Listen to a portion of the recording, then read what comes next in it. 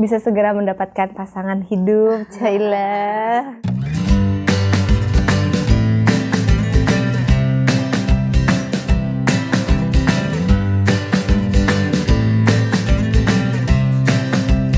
Aku mulai berhijab itu tahun 2016, 2 tahun yang lalu, dimana aku udah mulai fokus kuliah nih. Waktu itu lagi mau nyelesain skripsi, otomatis jadi lebih fokus sama diri sendiri. Dengan tafakur itu mungkin ya, jadi diberikan sebuah hidayah gitu. Jadi di mana aku di dalam kamar pengennya ngerenung sendiri gitu. Apa ya, kok selama ini aku udah dapet apa yang aku inginkan gitu, tapi kok ada yang masih terasa kurang, ada yang kayaknya aku belum menyempurnakan ibadah aku gitu. Dan aku ingin mendekatkan diri kepada Allah.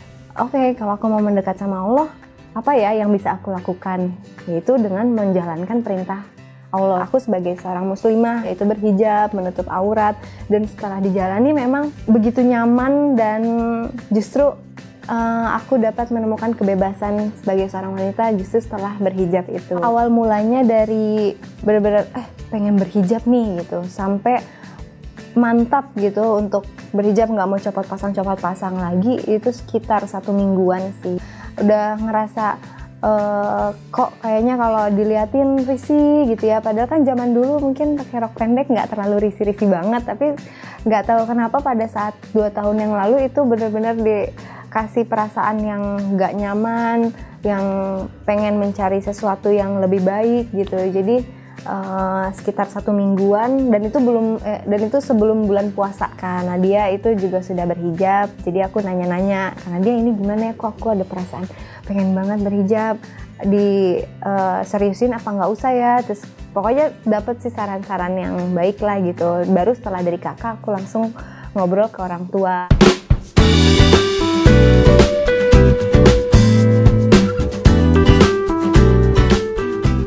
Satu yang jadi penghambat Anissa antara ragu-ragu nih mau pakai hijab apa enggaknya itu adalah pekerjaan sih. Apalagi karir kan, pada saat itu memang lagi banyak tawaran-tawaran film, FTV lah segala macam gitu, dan baru menandatangani kontrak. Ikhlasin gitu, ya udah kita bilang, ngomongin baik-baik sama pihak yang lainnya itu adalah sekarang nih Anissa sudah berhijab, kalau memang harus kontraknya batal, it's okay, nggak apa-apa, nggak masalah, karena aku percaya bahwa rezeki itu semua datangnya dari Allah. Jadi kita nggak usah meragukan sama kita sudah menjalani perintah-perintah Allah dan di jalan Allah gitu. Jadi ya udah, tapi alhamdulillah kontrak itu malah diterusin aja, nggak masalah gitu walaupun Anissa berhijab. Jelas berbeda waktu sebelum berhijab sama sekarang berhijab gitu. Dengan sekarang sudah menggunakan hijab nih, nggak nunggu akhlak baik dulu gitu.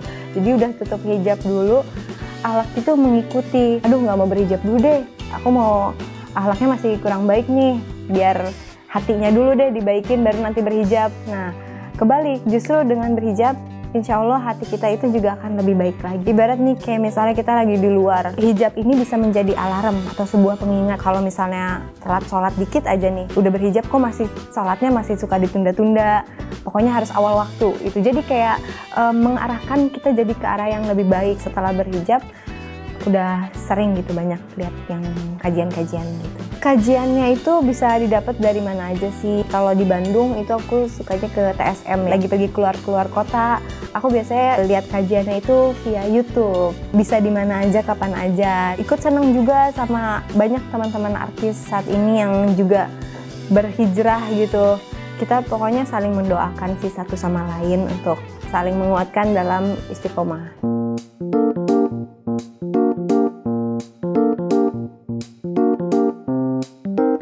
Udah berubah konsep nih bajunya, dari yang pendek jadi panjang gitu. Disumbangkanlah baju-baju yang dulu itu, kayak sekarang udah mulai pakainya gamis-gamis gitu, terus pakai kimar. Jadi ya kalau misalnya kalau misalnya kita punya 3 baju baru, kalau bisa 3 baju lama dikeluarin gitu. Ya bertahap sih, dari proses pertama kali hijab masih yang pendek, terus sekarang juga udah mulai panjang. Lihat-lihat di Instagram gitu kan, suka ada model-model yang baru, pasmina instan, hijab instan, kimar instan, pokoknya yang lagi ngetren zamannya kayak gimana sih gitu. Kadang juga lihat di YouTube sih ada tutorial-tutorialnya. Budget khusus sih nggak ada. Alhamdulillahnya banyak yang endorse gitu. Jadi semua baju-baju nih pada berdatangan itu semua dari endorse, malah udah banyak baju lebarannya. Belum lebaran, belum masuk bulan puasa udah banyak baju lebaran Mbak. Jadi nggak pernah beli baru, sendiri aja tuh nggak pernah. Kalau warna-warna kadang suka yang warna gelap, tapi juga ada kalanya suka warna-warna cerah, dibaguskan untuk dipakai syuting. Motif dipaduin sama yang polos, terus misalnya hijabnya bunga-bunga, bawahnya polos, terus bawahnya bunga-bunga, atasnya polos, pokoknya dipadu-padanin aja sih. Tergantung acaranya apa nih. Kalau misalnya acara seperti seminar-seminar pranikah itu pakainya yang biasa-biasa aja, yang polos-polos aja. Kalau misalnya untuk syuting atau photoshoot gitu biasanya pakai yang warna-warna cerah atau ada motif-motifnya. Alhamdulillah kegiatannya di bulan Ramadan tahun ini lebih banyak mengisi acara-acara seperti kayak seminar, acara-acara sharing pengalaman hijrah aku, pengalaman berhijab, dan berkunjung ke SMA-SMA atau kampus-kampus gitu. Tapi selebihnya ada proyekan single lagu religi aku yang akan di launching di bulan Ramadan ini, judulnya Mencintai Kehilangan. Jadi lagu ini tuh adalah back song dari film atau web series yang akan ada di YouTube dengan episode Mencintai Kehilangan. Selain itu juga ada lagu duet aku bersama Anandito Dwis, itu judulnya Tua Bersamamu, yang akan juga nanti ada di web series. Dan kemarin ini juga alhamdulillah baru selesai recording lagu judulnya Aliran Harapan. Jadi lagu ini dipakai untuk soundtrack film Haji Kecil, dan insya Allah nanti akan ada aku juga bermain. Sekarang juga sudah memilih jalan yang berbeda, jadi menyesuaikan gitu dengan apa yang sudah ada sekarang ini. Misalnya seperti menyanyikan lagu religi, karena memang sudah dari hati sih, inginnya sekalian nyanyi, sekalian memberikan inspirasi, memberikan kebaikan juga sama banyak orang.